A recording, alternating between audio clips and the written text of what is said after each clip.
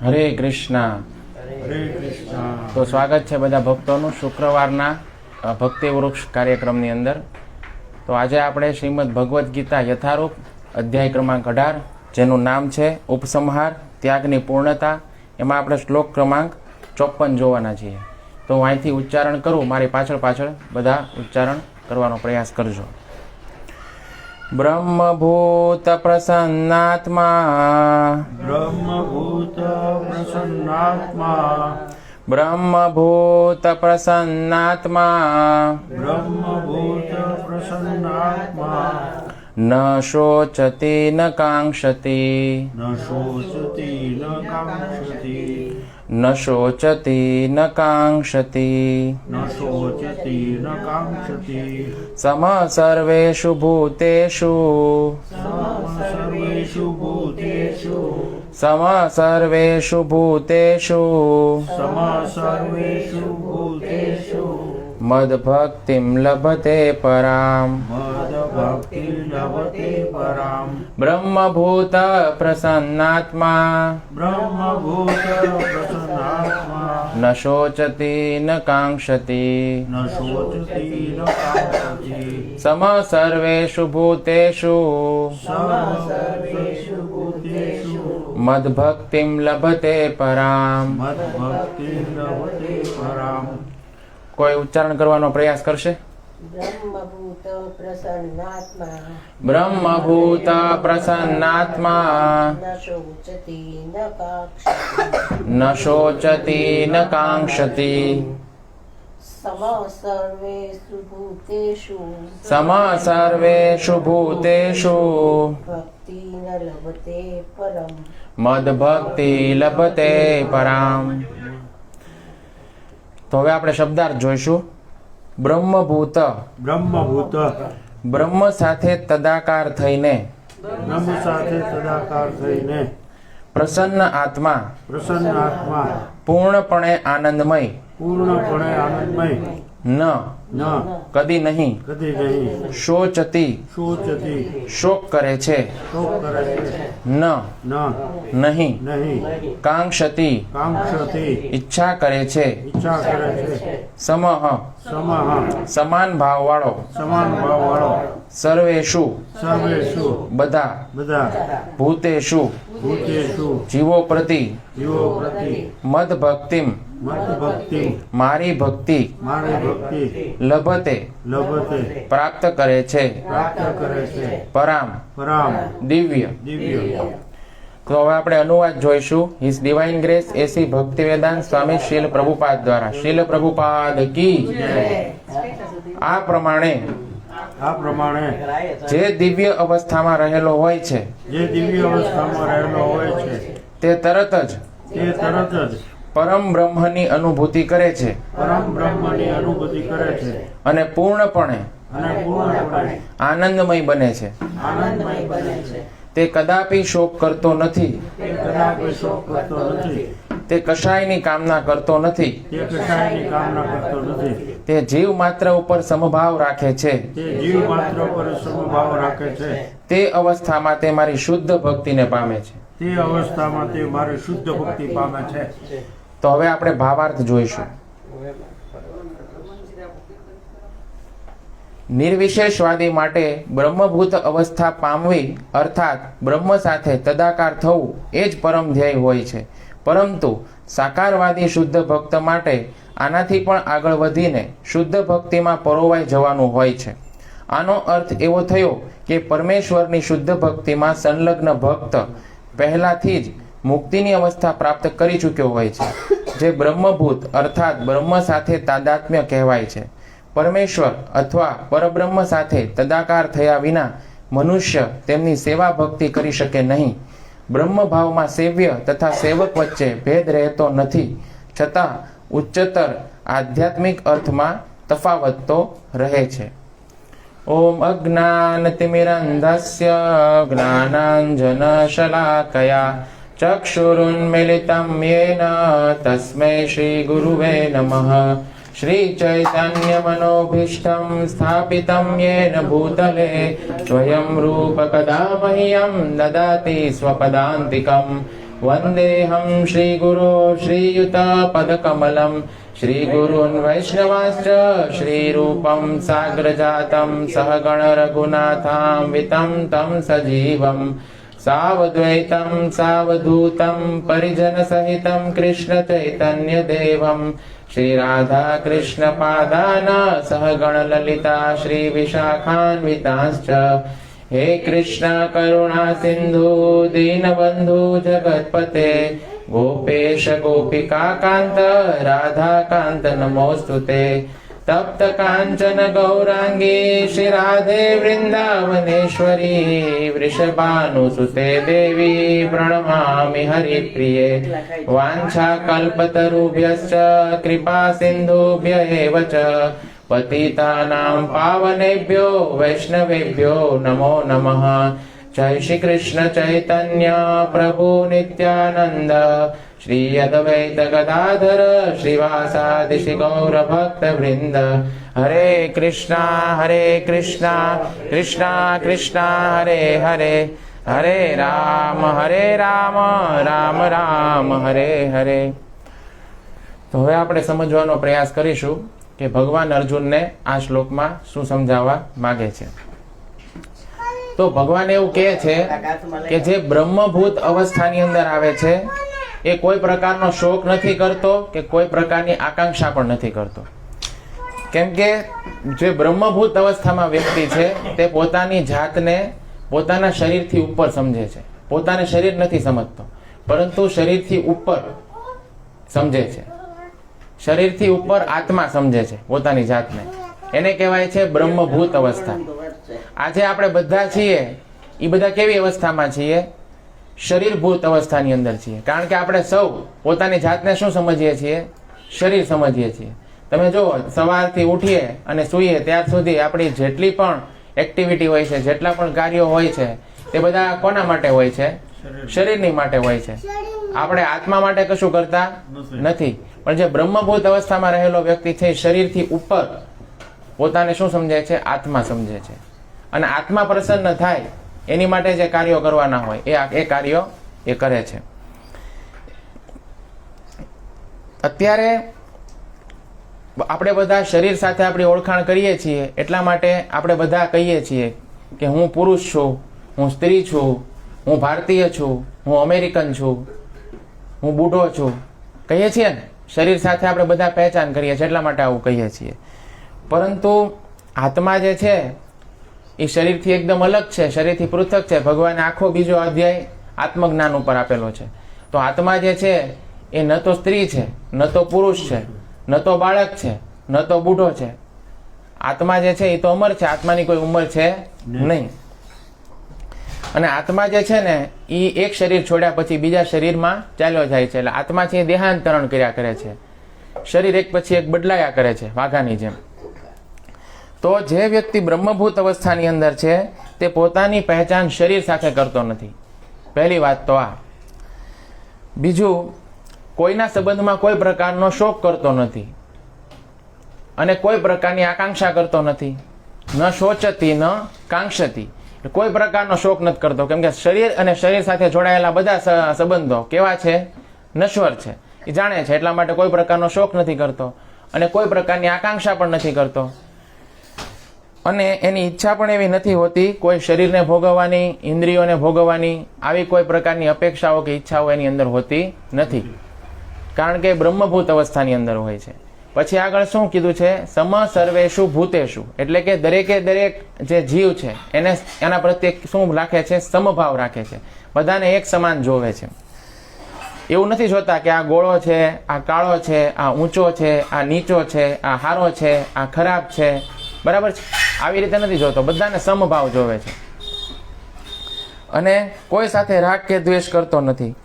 અને છેલ્લે ભગવાન એમ કહે છે મદ ભક્તિ લભતે પરામ, તો જો આવો વ્યક્તિ છે તેને મારી પરમ ભક્તિ પ્રાપ્ત થાય છે। તો એકંદરે આ શ્લોકનો જે અર્થ છે તે આવો થાય છે।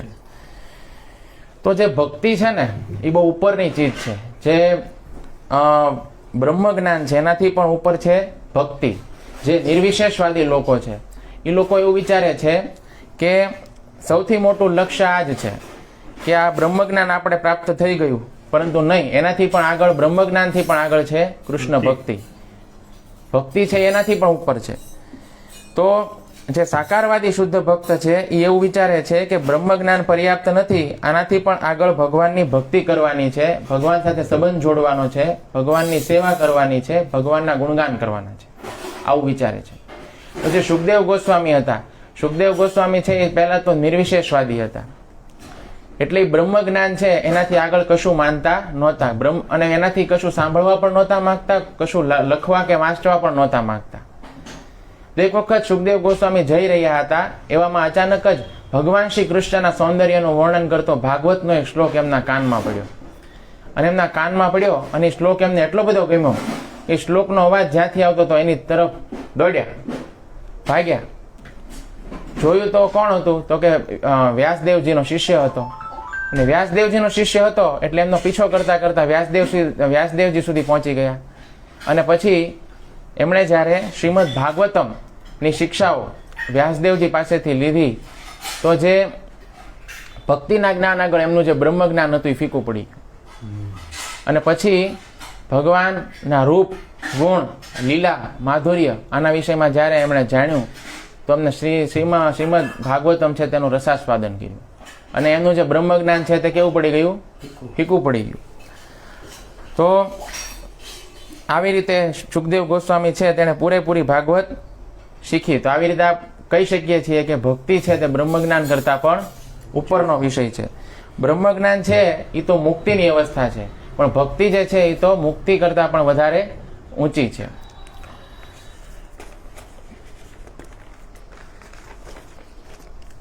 તો ભગવાન અને ભક્ત આ બંનેની વચ્ચે હંમેશા અંતર રહેવાનું, બંને વચ્ચે અંતર હોય છે. ઘણા લોકો એવું કહે છે કે જ્યારે આપણે મુક્ત થશું ત્યારે ભગવાનની અંદર એકાકાર થઈ જશું, પરંતુ આવું ક્યારેય બનતું નથી. જેવી રીતે સમુદ્રની એક ટીપું છે એ સમુદ્રની અંદર જ્યારે ભળી જાય તો પોતે જ સમુદ્ર બની જાય, તો આવું ક્યારેય બનતું નથી. ભગવાન અને ભક્ત બંને વચ્ચે સ્પષ્ટ રીતે અંતર હોય છે.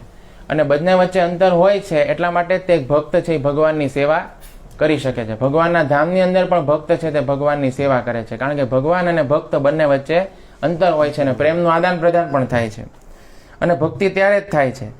ભક્ત છે તે પોતાને સેવક માને છે અને ભગવાન છે એ પોતાને સ્વામી માને છે. ભગવાન આપણા નિત્ય સ્વામી છે અને આપણે ભગવાનના નિત્ય દાસ છીએ. તો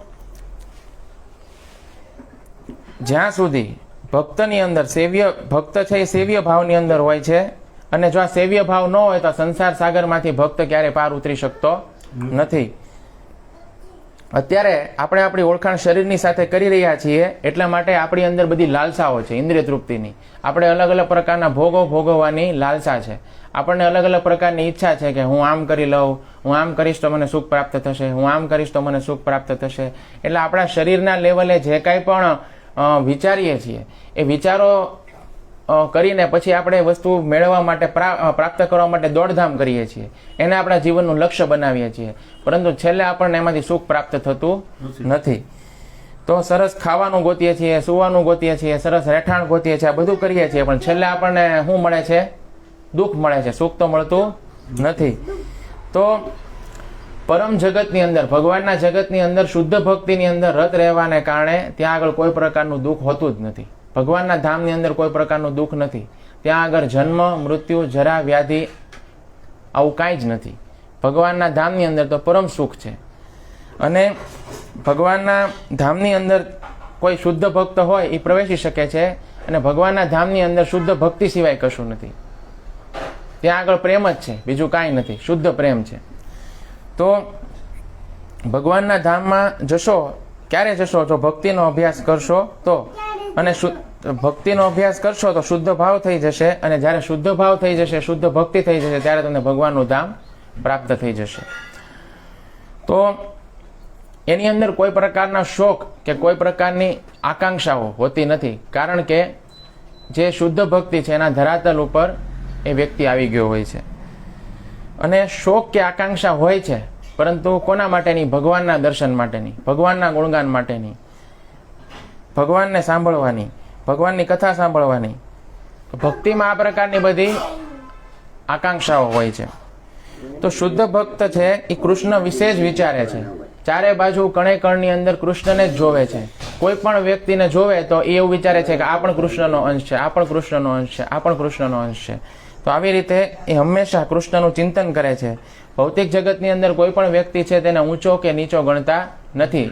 બધાની પ્રત્યે સમભાવ રાખે છે, સમાન દ્રષ્ટિ રાખે છે અને બધાને સમાન ગણે છે, ચાહે કોઈ ધની હોય કે નિર્ધન હોય. કારણ કે શરીર તો એક વખત બધાએ છોડવાનું જ છે અને શરીર છે એ જ્યારે એક વખત છોડવાનું છે ત્યારે કોઈ પ્રકારનો ફરક રહેવાનો નથી, અંતર કોઈ પ્રકારનું પડવાનું નથી. અંતર ખાલી એક જ વાતથી પડશે, એ છે ભક્તિ. ભક્તિ કરી છે કે નથી કરી. બાકી એક વખત શરીર તો બધાએ છોડવાનું છે. પણ જે વ્યક્તિએ ભક્તિ કરી હશે એ કર્મબંધનમાંથી મુક્ત થઈ અને ભગવાનના ધામમાં જશે, અને જે વ્યક્તિએ ભક્તિ નથી કરી એ વ્યક્તિની દુર્ગતિ થશે, આ નિશ્ચિત છે. તો આ વ્યક્તિ માટે પ્રભુપાદજી તાત્પર્યની અંદર લખે છે કે પથ્થર અને સોનું બંને બરાબર છે. પથ્થર હોય કે સોનું હોય બંને બરાબર છે. કારણ કે એમને ખબર છે કે વરસાદ નહીં થાય, વરસાદ જ નહીં આવે તો વરસાદ નહીં આવે તો અન્ન નહીં થાય, અને અન્ન નહીં થાય તો ખાવા નહીં મળે. તો મારી પાસે ગમે એટલું સોનું હોય તો સોનાથી કાંઈ થોડું ખાવાનું બનવાનું છે. અન્ન તો કોણ આપે છે? ઈશ્વર ભગવાન આપે છે. તો એ સોનું અને પથ્થર બંને એના માટે એક સમાન જ છે. બંનેને મહત્વહીન જ ગણે છે. તમે પેલી રાકા અને બાકાની વાત સાંભળી હશે કે રાકા અને બાકા છે ને બંને પતિ પત્ની હતા અને બંને જણા રસ્તામાં જાતા હતા. બંને ભગવાનના શુદ્ધ ભક્તો હતા. તો રસ્તામાં શું હતું કે એક સોનાનો ઢગલો હતો. તો એ રાકાએ જતા જતા જોયો કે આ સોનાનો ઢગલો છે અને એના પત્ની છે એ પાછળ ચાલ્યા આવતા હતા. એટલે એને એમ થયું કે ભાઈ આ સોનું પડ્યું છે અને સોના ઉપર મારી નજર ગઈ, મને તો કશું નથી થયું, પણ કદાચ મારી પત્નીની નજર જશે અને મારી પત્નીની નજર બગડશે તો એનામાં આસક્ત થઈ જશે અને ત્યાંમાં સોનાની અંદર અટવાઈ જશે. એટલા માટે પછી રાકાએ શું કર્યું, એની ઉપર ધૂળનો ઢગલો ઢાંકી દીધો અને ધૂળનો ઢગલો ઢાંકી દીધો અને પછી જેવા ઊભા થતા હતા તો પાછળથી એમના પત્ની બાકા આવ્યા અને બાકાએ કીધું કે અરે આ શું કરો છો તમે? ધૂળને ધૂળથી ઢાંકો છો. શું કીધું? તમે તો શું કરો છો? ધૂળને ધૂળથી ઢાંકો છો એમ. એટલે એ એમના પગમાં પડી ગયા અને એમ કીધું કે ભાઈ આ તો મારી કરતા પણ વધારે ઉચ્ચ કક્ષાના ભક્ત છે કે હું તો સોનાને સોના તરીકે જોઉં છું, પણ એ તો સોનામાં પણ ધૂળને જોવે છે. એટલે આવી રીતે જે બ્રહ્મભૂત અવસ્થાની જે વાત કરી છે તો એ સોનું અને પથ્થર બંનેની અંદર કોઈ પ્રકારનો ફરક જોતા નથી. તો જે ભક્ત છે તે ભગવાનની પાસેથી કોઈ પ્રકારની મુક્તિ નથી ઈચ્છતો કે ભગવાનમાં લીન થઈ જાય. આપણે આ પહેલા મુદ્દા વિશે વાત કરી કે સમુદ્રની બૂંદ જેમ સમુદ્રમાં મળી અને સમુદ્ર જ બની જાય, આવી કોઈ પ્રકારની ભક્તની ઈચ્છા હોતી નથી. એ તો હંમેશા ભગવાનની સેવા કરવાની એની ઈચ્છા હોય છે કોઈ પણ અવસ્થાની અંદર. ભગવાન તમે જ્યાં રાખો ત્યાં, પણ તમારી સેવાથી મને અલગ ન કરો, આવી એની ઈચ્છા હોય છે. કારણ કે મુક્તિથી પણ ઉપર ભક્તિ છે. અને યદિ સ્વર્ગ મળી જાય તો સ્વર્ગ જે છે એ પણ કાયમી રહેઠાણ નથી. સ્વર્ગની અંદર પણ જ્યાં સુધી તમારા પુણ્ય છે ત્યાં સુધી તમને સ્વર્ગમાં રહેવા મળે છે. જેવા તમારા પુણ્ય ક્ષીણ થાય એટલે તમને પાટું મારીને ત્યાંથી બહાર કાઢી મૂકવામાં આવે છે. જેવી રીતે કોઈ હોટલ છે, એ હોટલની અંદર તમને એક નિવાસ મળે જ્યાં સુધી તમારી પાસે પૈસા હોય ત્યાં સુધી. તમારા જેવા પૈસા પૂરા થાય એટલે તમને હોટલમાંથી તે કાઢી મૂકવામાં આવે છે. આવી રીતે સ્વર્ગનું છે. તો ઘણા લોકો મૃત્યુ પછી એવું લખાવે છે સ્વર્ગવાસ. તો સ્વર્ગવાસ એવું ન લખાવવું જોઈએ, કેમ કે સ્વર્ગમાં જાઓ તો એ ન ગયા બરાબર જ છે. કારણ કે પુણ્ય ક્ષીણ થાય પછી ફરી પાછું 84 લાખ યોનીના ચક્રમાં અહીંયા આવવું જ પડે છે. એટલે સ્વર્ગથી બધા જે ઉચ્ચતર 14 લોક સુધી છે પુનરાવર્તિનો અર્જુનો, એટલે કે બધા પુનરાવર્તિત છે, ત્યાંથી ફરી પાછું અહીંયા આવવું પડે છે.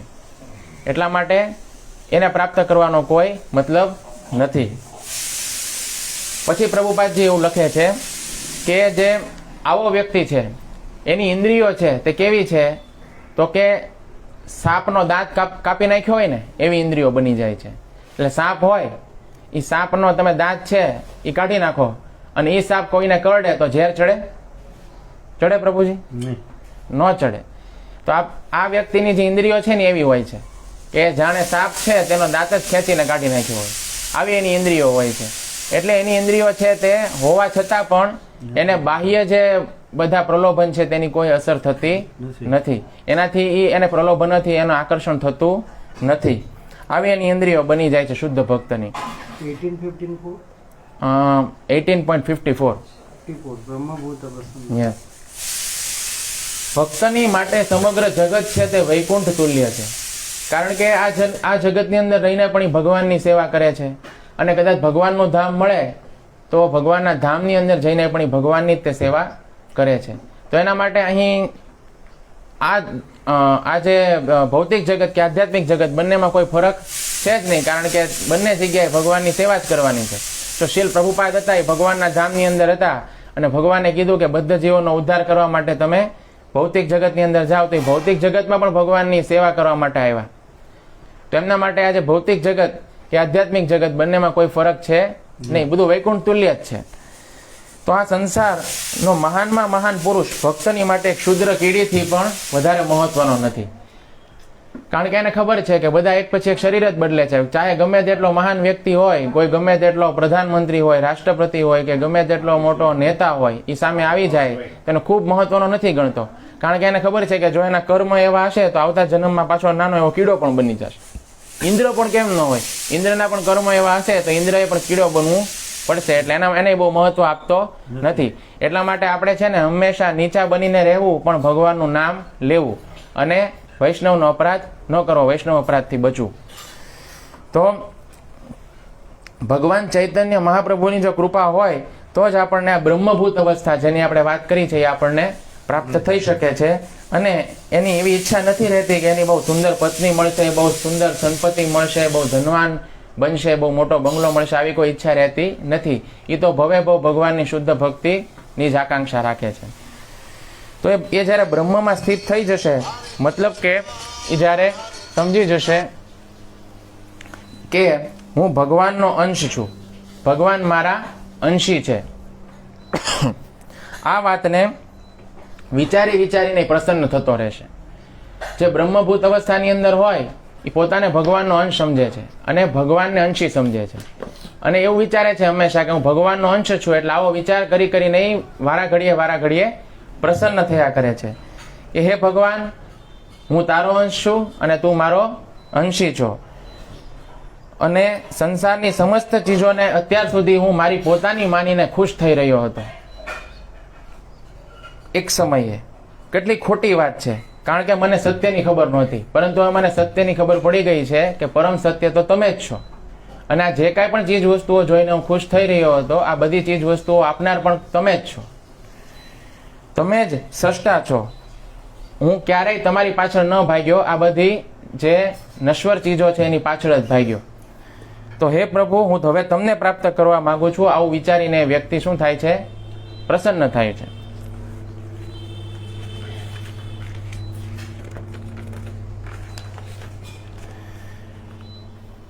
એ સમજે છે કે બધું ભગવાનમાંથી પ્રગટે છે, ભગવાન કણે કણની અંદર છે, ભગવાનની સર્વ વ્યાપકતા છે તેને મહેસૂસ કરે છે, અને બધે જ ભગવાન મોજૂદ છે. આવી વ્યક્તિને કોઈ જ વસ્તુ ખોવાનો ડર હોતો નથી.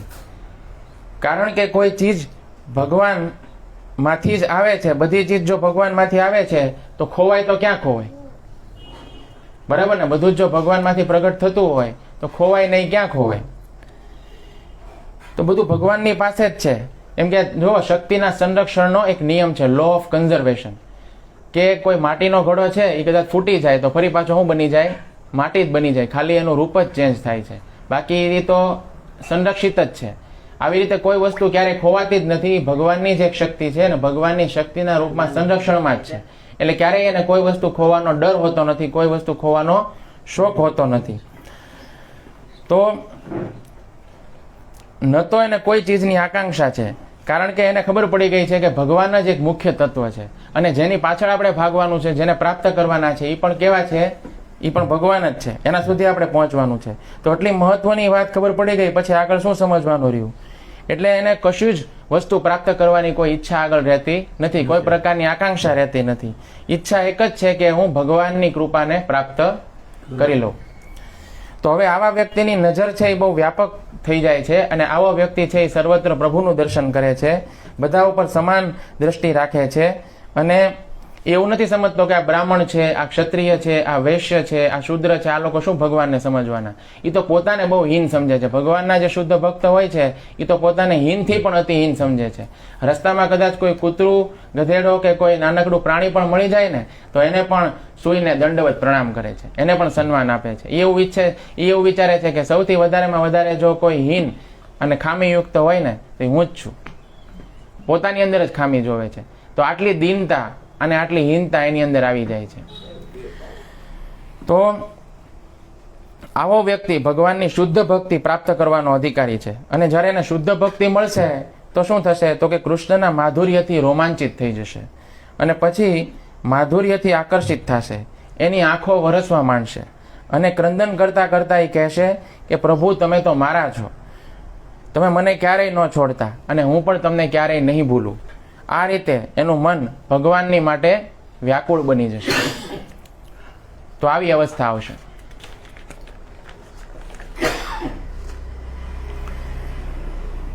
તો જે વ્યક્તિ પરબ્રહ્મને પ્રાપ્ત કરી ચૂક્યો છે, જે પરમ પદને પ્રાપ્ત કરી ચૂક્યો છે, એ ભક્તિમય આનંદને પણ પ્રાપ્ત કરી શકે છે. આપણને એવું થાય કે ભાઈ આપણે જે કાંઈ પણ ઈચ્છા કરીએ છીએ એ ઈચ્છા પૂરી નથી થતી, પરંતુ આપણી બધી જ ઈચ્છા પૂરી થાય તો તમે જે કાંઈ પણ ઈચ્છા કરો એ બધી જ ઈચ્છા પૂરી થાય તો તમને કેવું લાગે? તો તમને એમ થાય કે પ્રભુજી તો અમે ઈચ્છા કરીએ, એમ કે અમારી બધી ઈચ્છા જો પૂરી થવાની હોય તો. આવું એક સ્થળ છે જ્યાં આગળ તમે જે કાંઈ પણ ઈચ્છા કરો એ બધી ઈચ્છા પૂરી થાય. એવું એ કયું સ્થળ છે? સ્પિરિચ્યુઅલ વર્લ્ડ, ભગવાનનું જે ધામ છે ત્યાં આગળ આપણે જે કાંઈ પણ ઈચ્છા કરીએ એ બધી ઈચ્છા આપણી પૂરી થાય છે. પણ ત્યાં આગળ જે લોકો રહે છે એ આવી કોઈ ખરાબ ઈચ્છા ક્યારેય કરતા નથી. એની ઈચ્છા હંમેશા શુદ્ધ ભાવમાં હોય છે. એ શુદ્ધ ઈચ્છા જ કરે છે. એની ઈચ્છા શું હોય છે? એકબીજાની સેવા કરવાની ઈચ્છા, એકબીજાની સેવા કરવાની ભાવના હોય છે. બલરામ હંમેશા એવું વિચારો છે કે હું કૃષ્ણની કેમ વધારે સારી રીતે સેવા કરું. કૃષ્ણ હંમેશા એવું વિચારે છે કે હું બલરામની વધારે સારી રીતે કઈ રીતે સેવા કરું. ગોપ બાળકો એવું વિચારે છે કે અમે કૃષ્ણની કઈ વધારે સારી રીતે સેવા કરી શકીએ. કૃષ્ણ એવું વિચારે છે કે હું ગોપ બાળકોને વધારે આનંદ કઈ રીતે આપી શકું. તો આવી રીતે બધા એકબીજાની સેવા કરવાનો ભાવ હોય છે. કોઈનામાં રાગ કે દ્વેષનો ભાવ હોતો નથી. અને ભૌતિક જગતની અંદર બિલકુલ ઉલટું છે. ભૌતિક જગતની અંદર એક વ્યક્તિ આગળ વધતો હોય તો એને આગળ વધતો રોકવા માટે બીજા 15 જણા એનો ટાંગો ખેંચવા માટે હોય. ભૌતિક જગતની અંદર બિલકુલ ઊંધું છે. તો ત્યાં આગળ આનંદ જ આનંદ છે, પ્રેમ જ પ્રેમ છે. તો ત્યાં આગળ આવું ભૌતિક જગત જેવું નથી. તો અહીં સમસ્ત ઈચ્છાઓ પૂરી થાય છે, કારણ કે આ જે સ્થિતિ છે તે બ્રહ્મથી પણ ઉપરની સ્થિતિ છે. એટલા માટે ત્યાં આગળ બધી ઈચ્છાઓ પૂર્ણ થાય છે. અને ત્યાં ઈચ્છાઓ પૂરી થવાને કારણે એક્સાઇટમેન્ટ પણ છે, વચવચમાં પાછું ગમ પણ છે, જેને કહેવાય ને વચ્ચેનો મસાલો. ઘણી વખત કૃષ્ણ છે એને કાળિયો નાગ પકડીને પાણીમાં લઈ જાય છે, વળી પાછા કૃષ્ણ છે બધા બેહોશ થઈ જાય છે, વળી પાછા કૃષ્ણ કાળિયા નાગ છે એને લઈને ઉપર આવે છે, પછી કાળિયા નાગ ઉપર છે ભગવાન ડાન્સ કરે છે, નૃત્ય કરે છે, વળી પાછા બધા ખુશ થઈ જાય છે. તો એમાં એકદમ રોમાંચ છે, એકદમ એક્શન પણ છે, સસ્પેન્સ પણ છે, થ્રિલ પણ છે. આ બધી વસ્તુ છે, બરાબર. આ બધી વસ્તુ આધ્યાત્મિક જગતની અંદર છે, પરંતુ આ જ બધી વસ્તુ અહીં પણ છે, પણ એ બધી વિકૃત પ્રતિબિંબ છે. ભગવાનનું જે આધ્યાત્મિક જગત છે એનું જ તે ઉલટું પ્રતિબિંબ છે, તે ભૌતિક જગત છે, પણ એ વિકૃત પ્રતિબિંબ છે. એટલા માટે ત્યાં આગળ દરેકે દરેક વસ્તુ થાય ને તેમાંથી સુખ આનંદ પ્રાપ્ત થાય છે અને આનંદ વધતો રહે છે. અને અહીંયા આપણે જે કાંઈ પણ કરીએ છીએ એનું પરિણામ શું છે? દુઃખ. તો ત્યાં જે કાંઈ પણ છે તે બધું સ્પિરિચ્યુઅલ છે, અને અહીંયા જે કાંઈ પણ છે તે બધું કેવું છે? ભૌતિક છે. પ્રકૃતિના 3 ગુણ છે તેની અસર નીચે છે. ત્યાં પ્રકૃતિના 3 ગુણોની કોઈ પ્રકારની અસર નથી. અને આ સંસારની અંદર જે કાંઈ પણ થઈ રહ્યું છે એ ચેન્જ ઓફ બોડીઝ છે. એક પછી એક પ્રકારના શરીર છે તે જીવાત્મા બદલે છે. કર્મ અનુસાર એક પછી એક શરીરો બદલે છે. એક શરીરમાંથી બીજાના શરીરમાં, બીજા શરીરમાંથી ત્રીજાના શરીરમાં. હવે માણસના શરીરમાં હોય પણ માણસનું શરીર પ્રાપ્ત થયું પણ એનો જો સદુપયોગ ન કર્યો તો સીધું કૂતરાનું શરીર. તો કોઈ વ્યક્તિ છે એ આવો જે વ્યક્તિ છે જ્યારે કૂતરાને જોવે ત્યારે સંભાવ જ રાખે છે કે જે તે સમયે મનુષ્યનું શરીર એને મળ્યું હતું પણ સદુપયોગ ન કર્યો એટલે અત્યારે કૂતરાના શરીરની અંદર છે, એટલે એને ધૃણા નથી કરતો. પણ ધૃણા કરે છે, પણ કોનાથી ધૃણા કરે છે? પોતાની ઈચ્છાઓથી. કે જે ઈચ્છાઓ એને આ ભૌતિક જગતની અંદર બાંધી રાખે છે અને વારંવાર જન્મ મૃત્યુના ચક્રમાં ફસાવી રાખે છે અને ભગવાનથી વિમુખ રાખે છે. તો આપણે પણ બધા પ્રત્યે સંભાવ રાખવો જોઈએ અને ધૃણા રાખવી જોઈએ. કોનાથી? તો કે આપણી ખોટી ઈચ્છાઓથી, કે જે ખોટી ઈચ્છાઓ આપણને ભગવાનથી અલગ અને દૂર રાખે છે. તો હવે આપણે એક ઉદાહરણ જોશું શ્રીમદ ભાગવતમનું, કે શ્રીમદ ભાગવતમના 7મા સ્કંધની અંતર્ગત અધ્યાય સંખ્યા 13માં વર્ણન આવે છે કે એક સાધુને પ્રહલાદ મહારાજને બ્રહ્મભૂત અવસ્થાનો પરિચય આ પ્રમાણે આપ્યો. પ્રહલાદ મહારાજને એક સાધુ મળ્યા, તો એ સાધુએ બ્રહ્મભૂત અવસ્થાનો પરિચય આપ્યો. કોને? પ્રહલાદ મહારાજને. શું આપ્યો? તમને કોઈ પૂછે કે તમારો પરિચય આપો, તમે શું આપો? નામ. મારું આ નામ છે, હું આ સોસાયટીમાં રહું છું, વ્યવસાય. મારો વ્યવસાય આ છે, અને મારા પરિવારમાં આટલા આટલા સભ્યો છે. આવો જ પરિચય આપો બધા. શું આપો? બસ આનાથી વધારે કાંઈ નહીં. તો આ સાધુ છે એણે પ્રહલાદ મહારાજને પરિચય આપ્યો, હું શરીરથી પૃથક એક એવો જીવ છું જે પોતાની અતૃપ્ત ભૌતિક ઈચ્છાઓને કારણે વારંવાર શરીર બદલતું રહે છે. હું આ શરીરથી પૃથક એટલે કે અલગ એક એવો જીવ છું કે જે મારી અતૃપ્ત ઈચ્છાઓને કારણે વારંવાર શરીર બદલે છે. તો આ જો આ આપણા બધાનો પરિચય છે. આપણને જ્યારે કોઈ પૂછે ને કે ભાઈ તમારો પરિચય શું છે, તો શું કહેશો? શરીરનું પૃથક. કે હું શરીરથી પૃથક એક એવો જીવ છું જે અતૃપ્ત ઈચ્છાઓને કારણે વારંવાર શરીર બદલે છે, અને હું અનેક પ્રકારની યોનિઓની અંદર જન્મ લેતો રહ્યો અને અનેક પ્રકારના કષ્ટ ભોગવતો રહ્યો. જો અનેક પ્રકારની યોનિઓ છે, અલગ અલગ યોનિઓની અંદર આપણા જન્મ થાય છે. ભેંસના શરીરમાં કે બળદના શરીરમાં જાઓ તો એમાં હાથ જ નથી. તમે જો કામ કરવું પડે છે, કામ વેંઢારવું પડે છે. હળની અંદર જોતરી દે તો આપણે ખરા તડકાની અંદર, વરસાદની અંદર કાંઈ બોલ્યા ચાલ્યા વગર આપણે કામ કરવું પડે છે. ભગવાનની ભક્તિના વિષયમાં કોઈ જ્ઞાન પ્રાપ્ત થઈ નથી શકતું. તો કેટલી બધી યોનિઓ છે, એકથી એક તમે જુઓ યોનિઓ, કેટલી કષ્ટપ્રદ યોનિઓ છે. કેટલી કીડીઓ છે એ આજે જતી હશે રોડ ઉપર ને આપણે ચાલતા હશું, અને કેટલી કીડીઓ છે એ ચગદાઈને મરી જતી હશે. કેટલાય બેક્ટેરિયા એવા હશે કે હું અહીંથી બોલતો હોઈશ ને બોલતી વખતે કેટલા બધા બેક્ટેરિયા છે એનું મૃત્યુ થઈ જતું હશે. કેટલા બેક્ટેરિયા તો આપણા શરીરની અંદર અત્યારે રહે છે. આપણે કાંઈક એવી વસ્તુ જલદ ખાવા પીવામાં ખાઈ લઈએ તો કેટલાય બેક્ટેરિયા અંદર મરી જાય છે. તો આવી કેટલી યોની ભગવાને બનાવેલી છે. અને જે લોકો માંસાહાર કરી રહ્યા છે એ કેટલાય પ્રાણીઓને કાપી નાખે છે અને ખાય છે. તો જો બધી યોનિઓમાં કષ્ટ છે, બધી યોનિઓ કષ્ટપ્રદ છે. તો આવી ઘણી બધી યોનિઓની અંદર હું કષ્ટ ભોગવતો રહ્યો, પરંતુ આ સમયે સૌભાગ્યથી મને મનુષ્ય જીવન પ્રાપ્ત થયું છે.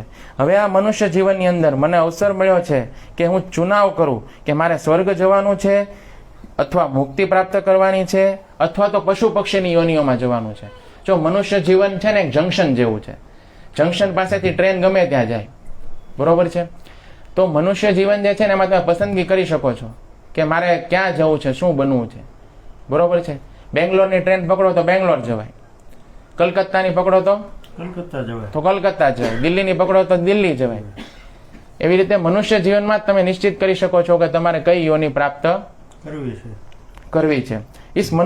આ મનુષ્ય જીવનની અંદર પુરુષ અને સ્ત્રીનું જે સુખ છે એને વાસ્તવિક અનુભવથી મેં જોયું છે કે એમાં કોઈ સુખી નથી. એટલા માટે મેં સ્ત્રી પુરુષના સંબંધો પ્રત્યે હું ઉદાસીન થઈ ગયો છું.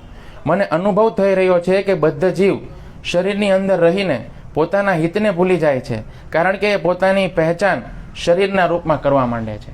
જ્યારે આ બધા જીવ શરીરની અંદર ફસાઈ જાય છે ને તો આત્મા છે એ ભૂલી જાય છે. જીવેર સ્વરૂપ હૈ કૃષ્ણેર નિત્યદાસ. આપણે ભગવાન શ્રી કૃષ્ણના નિત્યદાસ છીએ. તો આપણી જે ઓરિજિનલ ઓળખાણ છે એને આપણે ભૂલી જઈએ છીએ, અને આપણી ઓળખાણ ભૂલી જવાને કારણે શું થાય છે, આપણે શરીરના લેવલે જીવીએ છીએ અને પોતાને શરીર માની બેસીએ છીએ, અને જે કાંઈ પણ કરીએ છીએ એ શરીર માટે કરીએ છીએ. એટલા માટે આપણને અંતમાં દુઃખ જ પ્રાપ્ત થાય છે. તો શરીર ભૌતિક હોય છે, એટલા માટે જીવની પ્રવૃત્તિ ભૌતિક જગતની ઓર આકૃષ્ટ રહે છે. આ રીતે જીવ સંસારના કષ્ટોને ભોગવે છે. જીવ સુખ પ્રાપ્ત કરવા ઈચ્છે છે અને દુઃખોથી છૂટવા ઈચ્છે છે, પરંતુ ભૌતિક પ્રકૃતિ જીવને બળપૂર્વક દુઃખ પ્રદાન કરે છે. તો જો જીવ છે ને એને દુઃખ નથી જોતું, સુખ જ જોઈએ છે. એનો પ્રયત્ન પણ સુખ જ પ્રાપ્ત કરવાનો હોય છે. પરંતુ ભૌતિક પ્રકૃતિ છે એટલી બધી કઠોર છે કે ભૌતિક પ્રકૃતિ એને બળપૂર્વક દુઃખ જ આપ્યા કરે છે. અને આ પ્રકારે જીવની સુખ મેળવવાની જે યોજનાઓ છે તે નિષ્ફળ થઈ જાય છે. તો ધની વ્યક્તિ પોતાની ઇન્દ્રિય તૃપ્તિની માટે ધન સંચિત કરવામાં અત્યંત લોભી હોય છે. આ રીતે ધન સંચિત કરવા માટે જે ધની વ્યક્તિ છે એને ખૂબ લોભ હોય છે કે હું આટલું ધન એકત્ર કરું. પછી એ ધન એકત્ર કરવા માટેથી એને ખૂબ ચિંતા કરે છે, રાત્રે ઊંઘની ગોળી પણ લે છે. અને આટલી બધી ચિંતા કર્યા પછી શું થાય છે તો કે એના શરીરની અંદર ઘણી બધી બીમારીઓ થઈ જાય છે. અને ધનની લાલસા અને પ્રતિષ્ઠા એનો ત્યાગ એ કરી શકતો નથી. આને કારણે શોક, મોહ, ભય અને ક્રોધ આ બધા દોષોની એને પ્રાપ્તિ થાય છે. તો આવી વાત એ સાધુએ કોને કરી? પ્રહલાદ મહારાજને કરી, બ્રહ્મભૂત અવસ્થાના વિષયની અંદર. તો અહીં શ્રી કૃષ્ણ કહી રહ્યા છે કે બ્રહ્મભૂત વ્યક્તિ ન તો શોક કરે છે ન તો કોઈ પ્રકારની આકાંક્ષા કરે છે. બ્રહ્મભૂત વ્યક્તિ હંમેશા પ્રસન્ન રહે છે, કારણ કે એ પોતાને નિત્ય જીવ માને છે. જન્મ અને મૃત્યુના ભયથી હંમેશા મુક્ત રહે છે. ભગવદ્ ગીતાના 14મા અધ્યાયના 20મા શ્લોકમાં એવું કહે છે કે જે સમયે જીવ પોતાના શરીરમાં રહીને 3 ગુણોના બંધનથી મુક્ત થઈ જાય છે એ સમયે જન્મ, મૃત્યુ, જરા અને વ્યાધિ આ બધા દુઃખોથી તે મુક્ત થઈ જાય છે. પછી આપણે વાત કરી કે જે બ્રહ્મભૂત અવસ્થામાં રહેલો વ્યક્તિ છે તે કોઈ પ્રકારનો શોક પણ કરતો નથી. તો ભગવદ્ ગીતાના 2જા અધ્યાયના 11 નંબરના શ્લોકમાં શ્રી કૃષ્ણ કહે છે કે પંડિત લોકો એમના માટે શોક નથી કરતા જે લોકોના શરીર મૃત્યુ પામ્યા છે, કારણ કે શોક કરવા માટે યોગ્ય નથી. પ્રભુપાદે શ્લોકના તાત્પર્યમાં લખે છે કે આ શરીર જન્મે છે, આજે કે કાલે એનો વિનાશ નિશ્ચિત છે. માટે શરીર એટલું બધું મહત્વપૂર્ણ નથી જેટલો આત્મા મહત્વપૂર્ણ છે. જે આ તથ્યને જાણે છે એ જ અસલી વિદ્વાન છે અને એના માટે શોકનું કોઈ કારણ નથી, એના માટે શોકનું કોઈ પ્રકારનું કારણ બનતું નથી. માટે અહીં શ્રી કૃષ્ણ કહે છે કે બ્રહ્મભૂત વ્યક્તિ કોઈ દિવસ શોક કરતો નથી. તો જો આપણા શરીરની અંદર જે કાંઈ પણ સુંદરતા છે, આપણા શરીરની અંદર જે કાંઈ પણ ચાલી રહ્યું છે આપણું શરીર, એ બધું જ એની અંદર રહેલા આત્માની હાજરીને કારણે છે. જો આત્મા એક વખત શરીરને છોડી દે તો શરીર છે તે ખાલી ખોખું થઈ જાય. પછી તો એને આપણે ઘરમાં નથી રાખતા, પછી તો એને બહાર આપણે અગ્નિ સંસ્કાર કરવા માટે આપણે બહાર લઈ જઈએ છીએ. તો ઘણી વખત પતિ છે ને એમ કહેતો હોય કે મારી પત્નીને હું બહુ પ્રેમ કરું છું, બરાબર, પણ જ્યારે આત્મા છે એના શરીરને છોડી દે તો પછી સામે શરીર પીડ્યું હોય ખાલી. ઘણા નથી કહેતા કે કાકા છે એ વિયાઈ ગયા, તો પછી એમ એનો બાળક આવીને એમ કે ભાઈ તમે તો કહો છો કાકા વિયાઈ ગયા, પણ કાકા તો અહીંયા જ છે. તો પછી કોણ વીવી ગયું? એની અંદર કાંઈક એવું હતું ચેતન વસ્તુ જે વહી ગઈ, જેને કારણે અત્યારે શરીર છે એ ખાલી ખોખા સમાન પડ્યું છે. અને પછી તો કોઈ એને 4 દિવસ ઘરમાં રાખવા માંગતું નથી, અને પછી થોડાક દિવસ પછી તેમાંથી દુર્ગંધ આવવા માંડે છે. એટલે પછી આપણે એને અગ્નિ સંસ્કાર કરવા માટે લઈ જવું પડે છે. તો જે મહત્વનું છે તે શું છે? આત્મા છે. તો આપણે જે પ્રેમ કરીએ છીએ ને એ ખરેખર પ્રેમ છે ને શરીરને કરીએ છીએ, આત્માને ક્યારેય પ્રેમ નથી કરતા. તો આપણો પ્રેમ કોની સાથે હોવો જોઈએ? આત્માને હોવો જોઈએ, બરાબર ને? આપણા શરીરની ચામડી સાથેનો પ્રેમ છે, આત્મા સાથેનો પ્રેમ નથી. જે સોક્રેટિસ છે એ ગ્રીકના બહુ મોટા તત્વચિંતક હતા. તો એક વખત ત્યાંના જે રાજા છે ને એને સોક્રેટિસને ફાંસીની સજા આપી. તો સોક્રેટિસ હસવા માંડ્યા. તો કે તમે હસો છો શા માટે? તો કે તમે પહેલાં મને પકડીને તો બતાવો, તમે મને પકડો પછી તમે ફાંસીની સજા આપશો ને?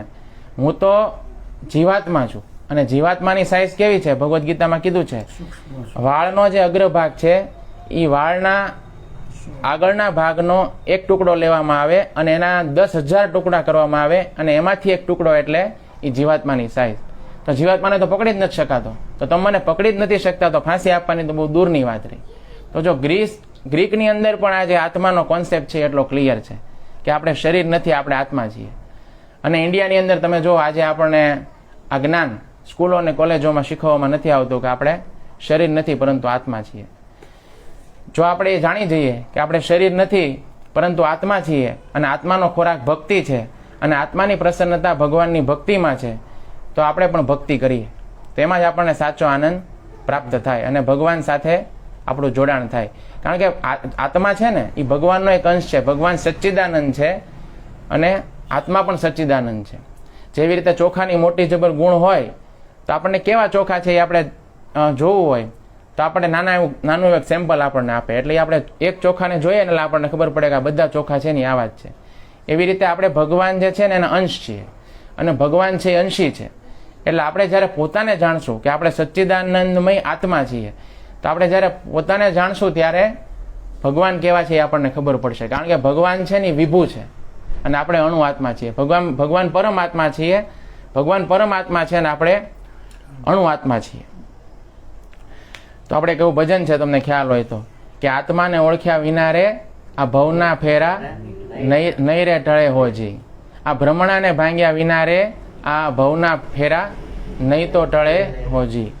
તેવી રીતે આપણે આત્મા છે તેને પહેલા ઓળખવો પડે, પછી આપણે પરમાત્માને ઓળખી શકીએ છીએ.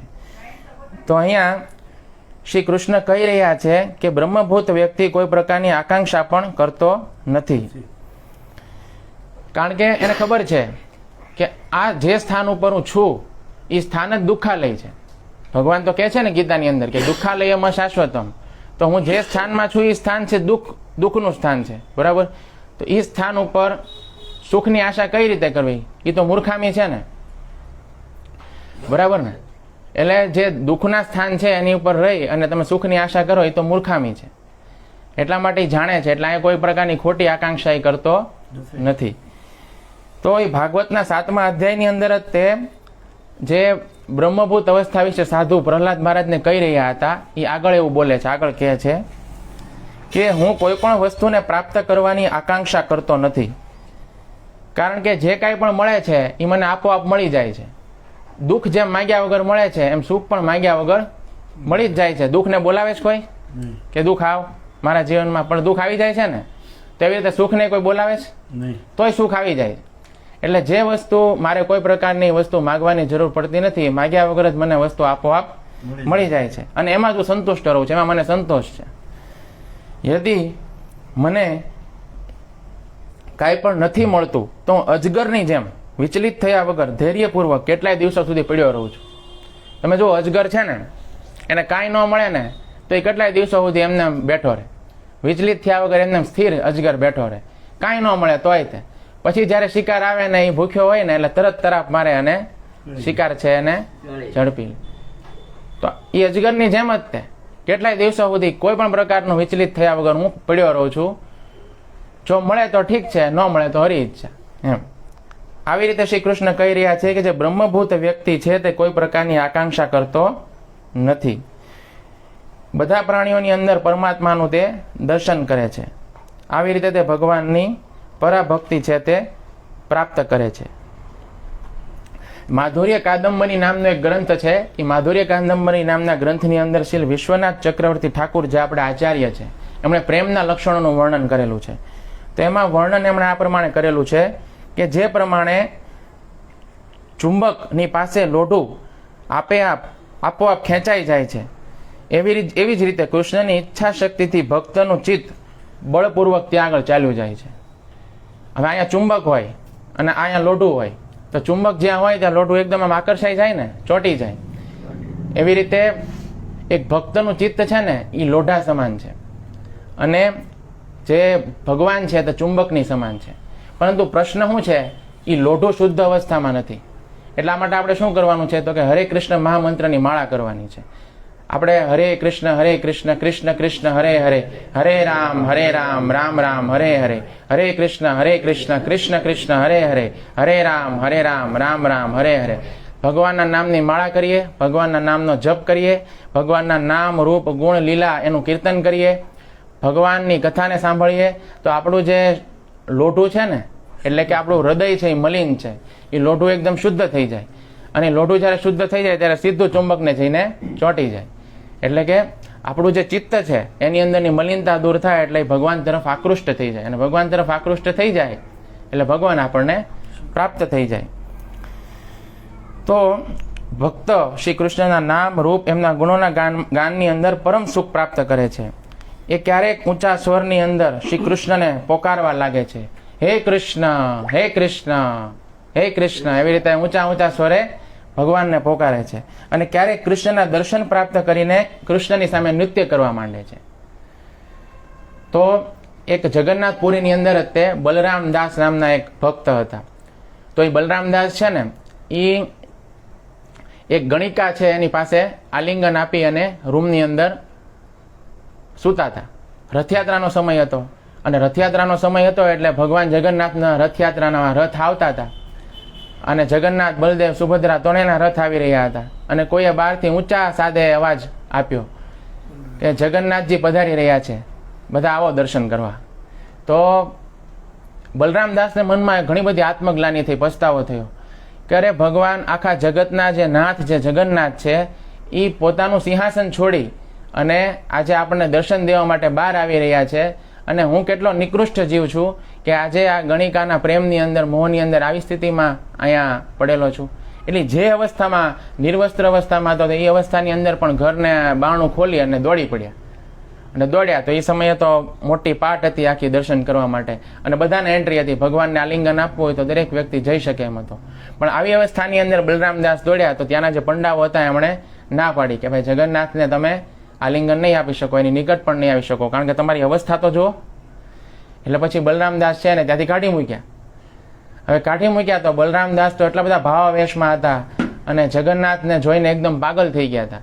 એટલા માટે ત્યાં આગળ સમુદ્ર કિનારો હતો. તો સમુદ્ર કિનારે જે રેતી હતી ને, રેતીને ભેગી કરીને જગન્નાથનો રથ બનાવ્યો. અને જગન્નાથનો રથ બનાવ્યો તો એ રથ ઉપર બિરાજમાન થવા માટે જગન્નાથ સ્વયં ત્યાં આગળ આવ્યા અને એ બલરામદાસે બનાવેલા રેતીના રથ ઉપર જગન્નાથજી આરૂઢ થઈ ગયા અને એમને જોઈને હે જગન્નાથ, હે જગન્નાથ કહીને નૃત્ય કરવા માંડ્યા ભાવાવેશમાં. અને એ જ્યારે નૃત્ય કરતા હતા તો આ બાજુ અજબ જ ઘટના બની. જે જગન્નાથજીનો જે રથ છે એને કેટલાય લોકો ખેંચે પણ એક ડગલું પણ રથ છે એ આગળ ચાલે નહીં.